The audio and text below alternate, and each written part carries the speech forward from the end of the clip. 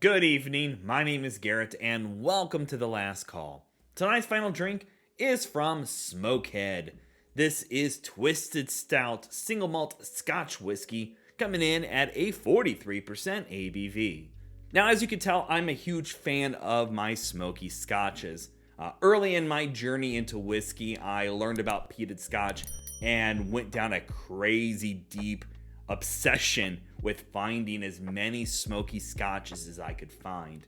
And I ended up stumbling upon Smokehead and their high voltage, which is their cask strength. And the first sip I had, I was hooked. Now, up to now, they actually have several different finishes, which is one of the ones that we're reviewing today. They've done a sherry cask, a rum cask, the tequila cask, and I just think that's so much. It's just so interesting to see somebody take that peated scotch and go, what's going to happen if I put this in a unique barreling? And so far, I think all of them have been really spot on. The moment I heard about this, I think it was like in 2023, I was instantly hooked, and I knew I had to find myself a bottle of this. So, Smokehead, they don't tell us where the actual whiskey is coming from. They keep that under lock and key. I have my guesses, and I will always say something tells me it's young Ardbeg just because of the flavor profile it brings across. But there's a handful of distilleries this could be coming from. I know nothing. I never claimed to know anything. Don't come after me, Smokehead assassins. Don't do it. I know nothing. But essentially, they're taking that single malt Scotch whiskey and then finishing it in a stout beer barrel. Which the interesting thing is, we've actually seen somebody else do a stout beer barrel, which is Lagavulin. They did actual Guinness stout barrels on that. So specifically Guinness. There's been some other distilleries doing stout beer barrel finishing. And right now it seems like there's a lot of them here in 2024 on the bourbon side of things. But I am very curious how Smokehead's profile will mix with that stout beer barrel. So let's find out today. Jump into it. Love the color. Love their logo. Kind of edgy to some people, but I'll tell you what. Again, I really do enjoy their bottlings. So, as always, make sure you like the video, subscribe to the channel, hang around for a bit, become a member if you'd like. If you're interested in some other reviews over Smokehead's offerings, links to those videos will be up above and down below for you to check out. Oh, I'm so excited. First whiskey of the night. There we go. Beautiful dark golden color there. Look at that. Gorgeous. Alrighty, let's go for notes.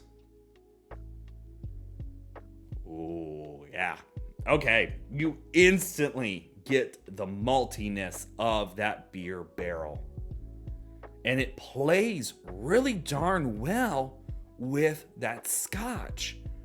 You are getting a smoky, earthy, but you're also getting that sweet, malty characteristic of a stout beer. We're going to have to do an A-B comparison between this and the Lagavulin. Yeah, there's no arguments there. We're going to have to do that just on the nose, at least. You get a lot of that smoky campfire, beautiful sea salt going on, like sea spray. And then the underlying belly of it is a bit of like a milk chocolate, but some malty characteristics in there. A little spiciness. Oh man. Sweet vanillas. Some rich caramel as well. Nice layer of oakiness in there too. Just a light bit of oakiness going on. But that beer barrel finish has got this kind of...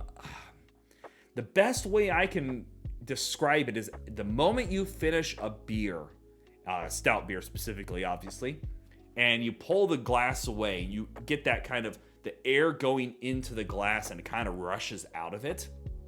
It gives me that vibe. But there's no ABV, nothing harsh, no off notes.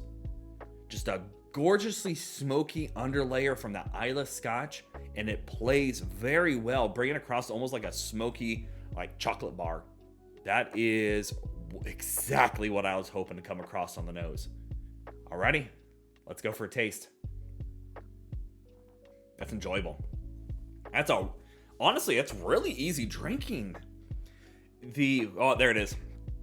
I was about to say the stout beer barrel is very subtle, but there's a lot of creaminess to this. And I think that's what's coming across from that barrel.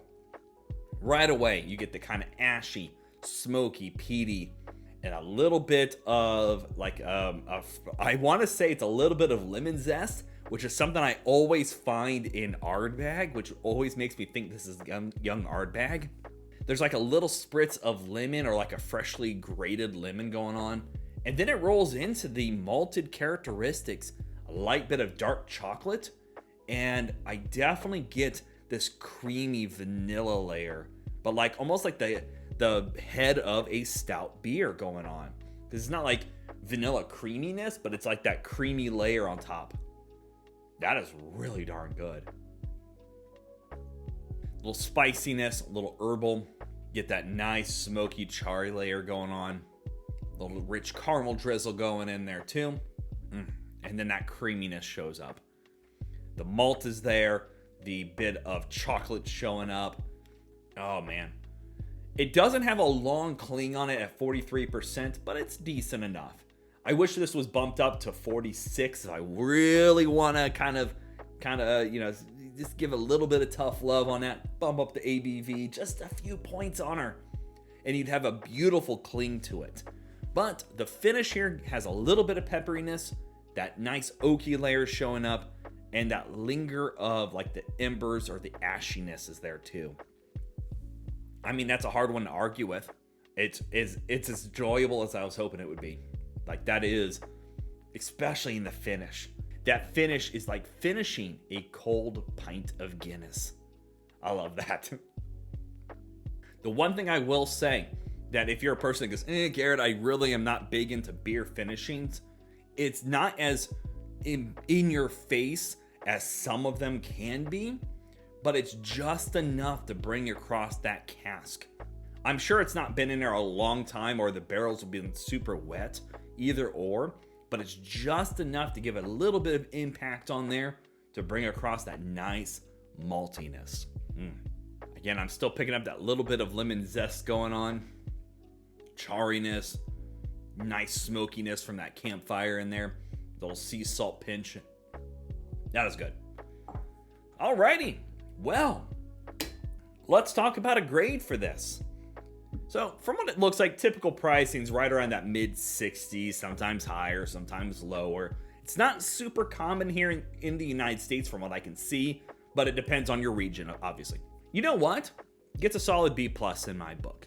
My only real criticism is the cling. I wish it was a little stronger, but a B+, you know what, in my books, that is a worthy dram to keep around. This would be one that I'd love to have show up on my shelves often, just so I could share it with a lot of people. And you know what, again, I think the great balance of that smoky, earthy, the sweet characteristics, and that malty chocolate does wonders here. It's a great example on how you can have a barrel just accent your spirit versus taking over. So big thumbs up on it. I cannot knock that sip whatsoever. So yeah, there you have it, folks. Smokehead Twisted Stout Islay Single Malt Scotch Whiskey. If you have any questions about the bottle itself, let me know down in the comment section below. I will do my best to answer it. And if you have any specific spirits I should go looking for, also let me know down below. Love doing these reviews and sharing with you the experience at home. And as always, may your last drink of the night be the best one.